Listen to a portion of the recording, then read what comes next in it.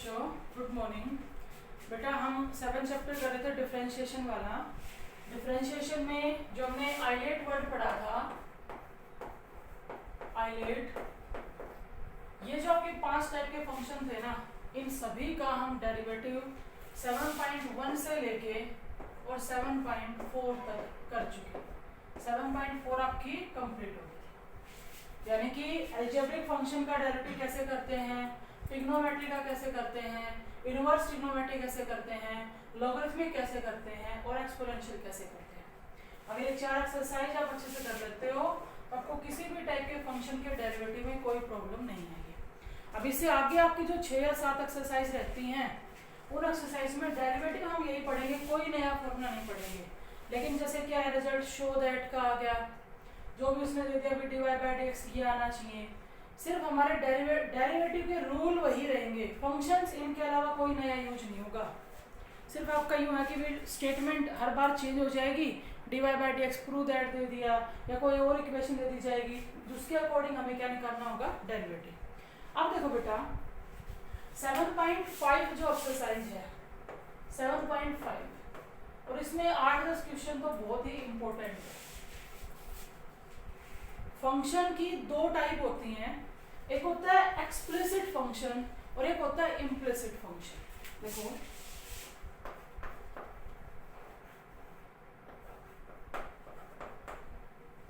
Implicit function, एक होता है एक्सप्लिसिट फंक्शन।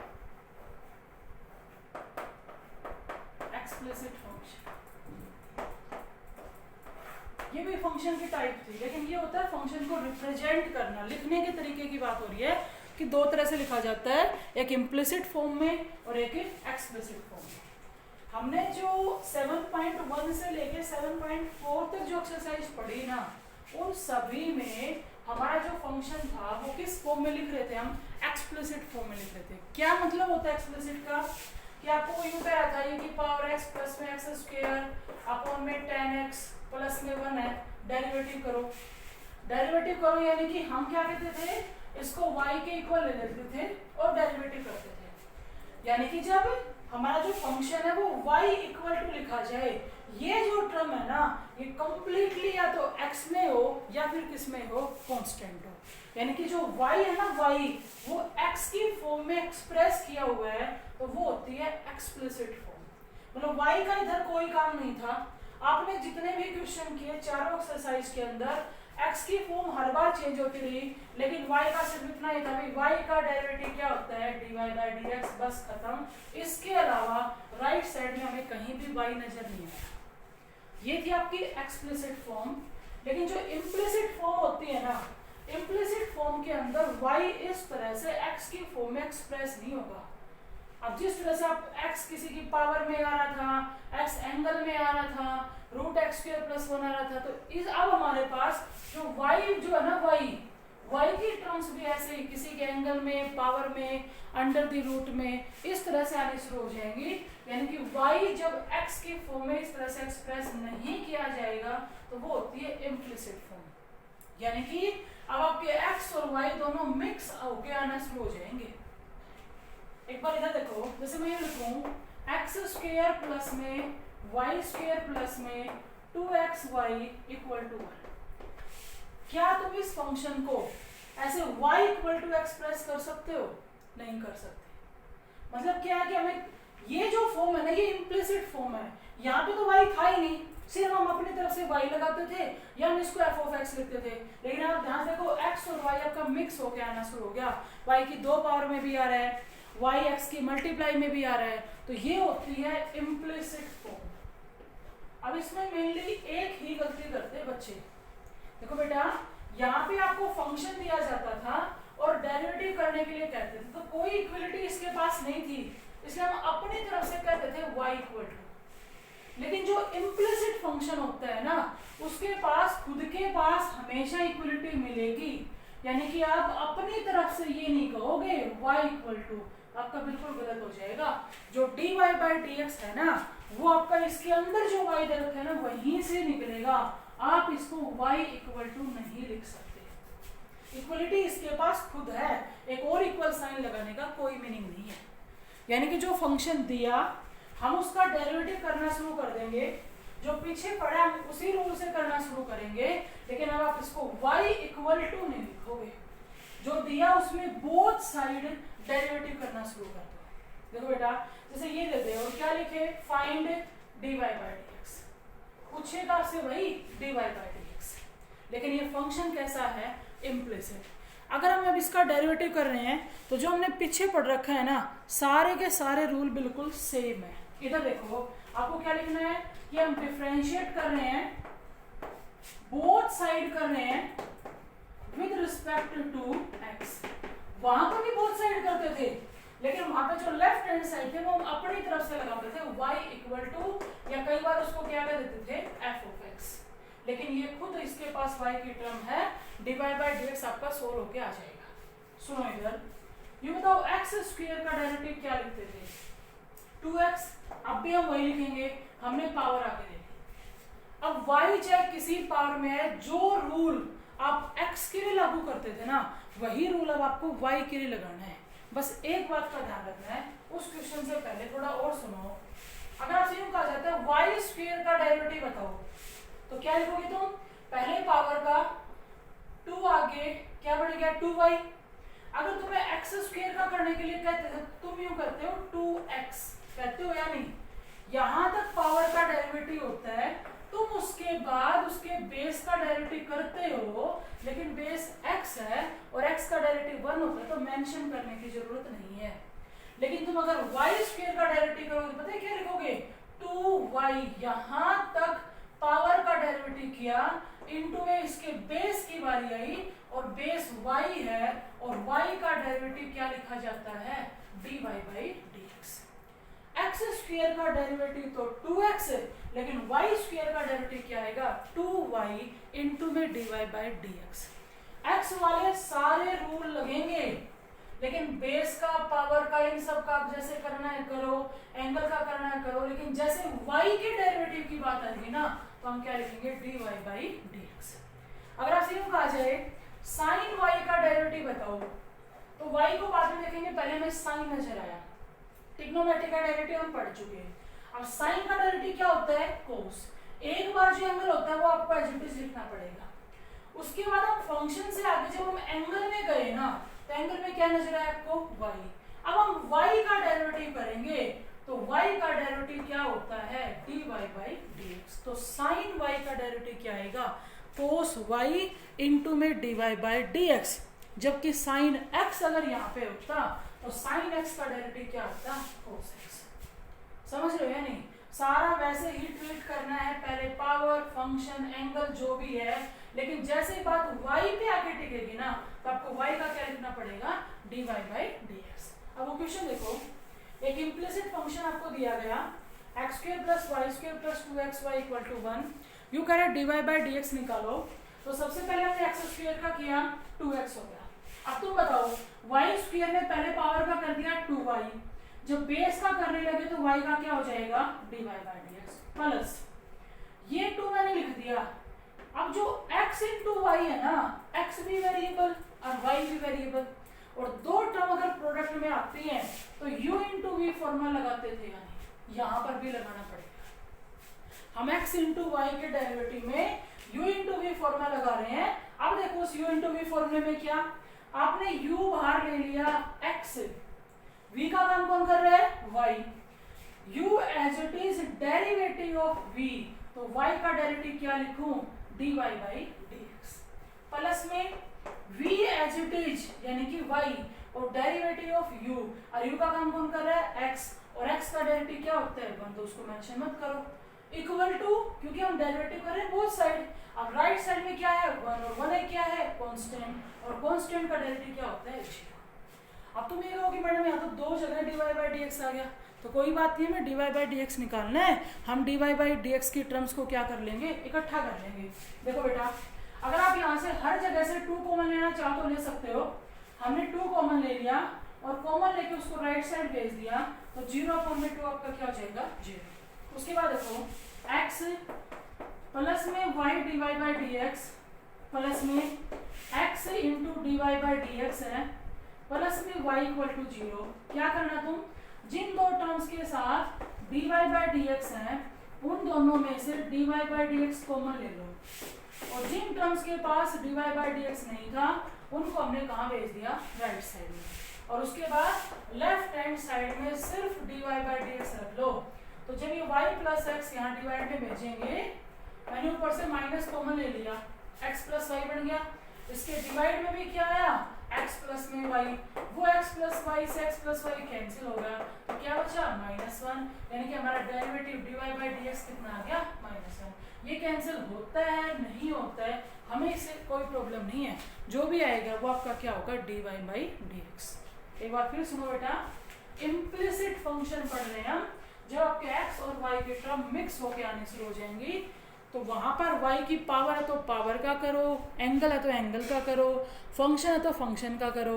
लेकिन जैसे x पे आके बात रुकती थी तो तुम x का डेरिवेटिव 1 बताते थे, लेकिन जब y पे आके बात रुकेगी ना तो ध्यान रखो y की जगह उसका जब डेरिवेटिव लिखेंगे तो क्या लिखा जाएगा, dy बाई डी एक्स। ये है इम्प्लिसिट फंक्शन, बिल्कुल आसान से एक्सरसाइज है, नया कुछ पढ़ा ही नहीं, ये सारे के सारे रूल डेरिवेटिव के हम पढ़ चुके थे, बस वो चीज़ आपको अप्लाई आप किस पे करनी है, y पे। बहुत ही आसान एक्सरसाइज है, सिंपल सी एक्सरसाइज है। देखो बेटा अब इसमें एक्सरसाइज करते हैं, देखो बेटा एक्सरसाइज करते हैं। फर्स्ट क्वेश्चन है, ये कह रहा है ax square plus 2hxy plus by square plus 2gx plus 2fy plus c equal to 0। 2 3 4 abc g h f ये सारे के सारे क्या हैं आपके कांस्टेंट। इनके डेरिवेटिव की जब बात आएगी तो हम इनको कांस्टेंट की तरह ट्रीट करेंगे। देखो बेटा इसमें कह रहा है आपको निकालना क्या है, dy by D x. Derivative करने के तो a कांस्टेंट है, x स्क्वायर का डेरिवेटिव क्या होता है, 2x। अब मैंने 2h तो एज ए कांस्टेंट बाहर ले लिया और x इंटू वाई, यहाँ गलती मत कर देना, कहीं x का लिख दो 1 और y का लिख दो dy बाई डी एक्स और बात खत्म। u इंटू वी लगाना पड़ेगा, हम इसका u इंटू वी से डेरिवेटिव करेंगे। देखो बेटा u यानी कि x मैंने क्या किया, बाहर ले लिया, डेरिवेटिव ऑफ v y का dy by D x plus में v बाहर ले लिया y, ये ध्यान रखना है, x बाहर y का dy by D x plus y बाहर और x का क्या होता है बाहर। ax स्क्वायर का कर दिया, 2hxy का कर दिया, प्लस में b कांस्टेंट है, y स्क्वायर का करना है तो y स्क्वायर का क्या आएगा, 2y पहले पावर का, और जब y की बारी आई तो dy by D x plus में, अब हमें 2gx का करना है तो 2g तो कांस्टेंट और x का डेरिवेटिव क्या हो जाएगा 1, फिर प्लस में जब 2fy का करेंगे तो 2f तो कांस्टेंट और y का derivative dy by D x, और प्लस में c ये अकेला कांस्टेंट है तो उसका डेरिवेटिव क्या हो जाएगा 0, और राइट साइड में डेरिवेटिव करेंगे तो 0 का डेरिवेटिव क्या हो जाएगा 0। डेरिवेटिव हमने कर दिया। अब आपका सिर्फ इतना ही है, आपको dy बाई डी एक्स निकालना है। निकालने का मतलब है कि सारे टर्म राइट साइड भेज देंगे, सिर्फ हम लेफ्ट हैंड साइड में क्या रखेंगे, dy अपॉन में dx। सबसे पहले तो मैंने क्या किया, सभी टर्म्स में से 2 कॉमन ले लिया और उसको राइट साइड भेज दिया, तो 0/2 क्या हो जाएगा 0। देखो एक तो क्या बचेगा आपका ax प्लस में तो मल्टीप्लाई करो hx dy by D x plus में hy प्लस में यहाँ पे हमारे पास क्या बचा, by dy by D x plus में क्या है सिर्फ g 2 भेज चुके हम, और प्लस में f dy by D X equal to 0। अब आप यूं करो, जिन टर्म्स के साथ dy बाई डी एक्स है सभी में से dy by D x common ले लो, तो यहाँ पे तो क्या आएगा hx प्लस में क्या आएगा by और प्लस में क्या आएगा f, और जिन टर्म्स के साथ dy बाई डी एक्स नहीं था हमने उन सभी टर्म्स को राइट साइड में भेज दिया और सभी में से नेगेटिव साइन भी कॉमन ले लिया। ये आ गया। अब हमें dy बाई डी एक्स निकालना है तो आपको इतना ही करना है कि लेफ्ट हैंड साइड में सिर्फ dy बाई डी एक्स रख लो, उसके साथ में जो मल्टीप्लाई में टर्म है वो हमारे यहाँ डिवाइड में आ जाएगी hx प्लस by प्लस में f तो ये आपका है dy बाई dx। उसके बाद देखो इसी में सेकेंड पार्ट, डेरिवेटिव में कुछ नया नहीं पढ़ा हमने, हम डेरिवेटिव वैसे ही कर रहे हैं, लेकिन फंक्शन कैसा आ गया आपका, इम्प्लिसिट फंक्शन। सेकेंड पार्ट सुनो, एक्स स्क्वायर अपॉन में a square plus Y square upon में बी स्क्वायर इक्वल टू। अब एक बात फिर बता रही हूँ, यू मत कहना y इक्वल टू लो भाई एक dy बाई dx यहाँ से उतार दो, नहीं ले सकते। इम्प्लिसिट फंक्शन है, खुद इसके पास इक्वलिटी है, खुद एक इक्वेशन है ये, यानी कि अब अपनी तरफ से कोई y इक्वल टू नहीं लगाना, सीधा डेरिवेटिव करना शुरू करो। देखो 1 अपॉन में a square as a constant बाहर ले लिया और एक्स स्क्वायर का डेरिवेटिव किया तो 2x आएगा, प्लस में 1 by B square as a constant बाहर ले लिया और वाई स्क्वायर का डेरिवेटिव किया तो पहले पावर का 2y और फिर y का dy बाई dx। और कई बार क्या होता है हम जल्दबाजी में राइट साइड में डेरिवेटिव करना भूल जाते हैं और इसको u का u1 लिख देते हैं, दोनों साइड डेरिवेटिव हो रहा है और 1 एक कांस्टेंट है और कांस्टेंट का डेरिवेटिव क्या होता है, 0। उसके बाद देखो हमने 2 कॉमन ले लिया और 2 को भेज दिया राइट साइड। अब जिस टर्म के साथ dy बाई dx है उसको तो लेफ्ट में रख लो और विदाउट dy बाई dx वाली टर्म हमने राइट साइड भेज दी। और यहाँ से जो dy बाई dx की प्रोडक्ट में था आप उसको भी राइट हैंड साइड में भेज दो तो b स्क्वायर का आपका मल्टीप्लाई में चला जाएगा और y आपका कहाँ, डिवाइड में। तो हम लिख सकते हैं माइनस में b स्क्वायर अपॉन में a स्क्वायर x अपॉन में y, ये क्या है हमारा dy बाई dx। नेक्स्ट देखो थर्ड पार्ट, x की पावर 2/3 प्लस में y की पावर 2/3 इक्वल टू a की पावर 2/3। इम्प्लिसिट फंक्शन है, x और सारे इम्प्लिसिट है इस एक्सरसाइज में, x और y आपका मिक्स होके आना शुरू हो गया।